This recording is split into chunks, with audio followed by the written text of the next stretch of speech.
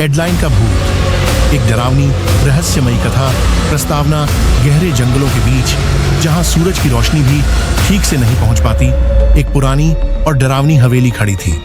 इस हवेली का नाम था एडलाइन हाउस। स्थानीय लोग इस जगह से दूर भागते थे क्योंकि उनका मानना था कि यहाँ एक युवती का भूत रहता है, एडलाइन। किंवदंतियों के अनुसार एडलाइन एक सुंदर और मासूम लड़की थी जिसकी मृत्यु एक रहस्यमयी घटना में हुई थी। कुछ लोग कहते थे कि उसके पिता ने उसे ही मार डाला था, तो कुछ का मानना था कि वह किसी अज्ञात शक्ति का शिकार हो गई थी।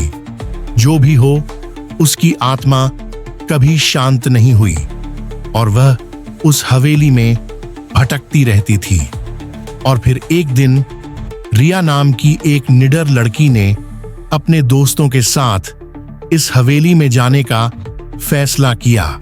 अध्याय 1। रिया और उसके दोस्त। रिया एक जिज्ञासु और साहसी कॉलेज स्टूडेंट थी। उसके दोस्त अरुण, नीतू और विक्रम हमेशा उसके साथ रहते थे। एक शाम कैंपस में बैठे बैठे उन्होंने एडलाइन हाउस की कहानियां सुनी। यार, क्या तुम लोगों ने सुना वो हवेली जहां एक लड़की का भूत रहता है? अरुण ने रहस्यमय अंदाज में कहा। हाँ, मैंने सुना है। कहते हैं कि जो भी वहां रात को जाता है वह कभी वापस नहीं आता। नीतू ने डरते हुए कहा। रिया ने हंसते हुए कहा, अरे ये सब बकवास है, भूत प्रेत कुछ नहीं होते। चलो कल रात हम वहां चलते हैं। विक्रम ने आंखें घुमाते हुए कहा। पागल हो गई हो क्या?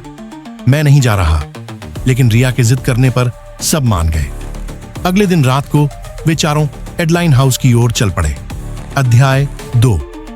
हवेली में प्रवेश रात के 11 बज चुके थे। चांदनी में हवेली की छाया लंबी और डरावनी लग रही थी। बाहर का गेट जंग लगा हुआ था और उस पर खतरा, अंदर मत जाओ लिखा हुआ था।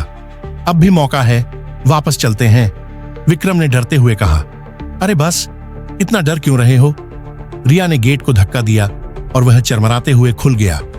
अंदर का वातावरण बर्फ जैसा ठंडा था। हवा में सड़े हुए लकड़ी और मोल्ड की गंध थी। दीवारों पर पुरानी पेंटिंग्स लटकी हुई थीं, जिनमें से एक एडलाइन की थी। उसकी आंखें ऐसी लग रही थीं जैसे वह जीवित हो और उन्हें देख रही हो। चलो ऊपर चलते हैं, रिया ने कहा। सीढ़ियां चरमरा रही थीं, मानो कोई उन पर चल रहा हो। अचानक एक ऊंची हंसी गूंजी। क्या तुमने सुना? नीतू चिल्लाई।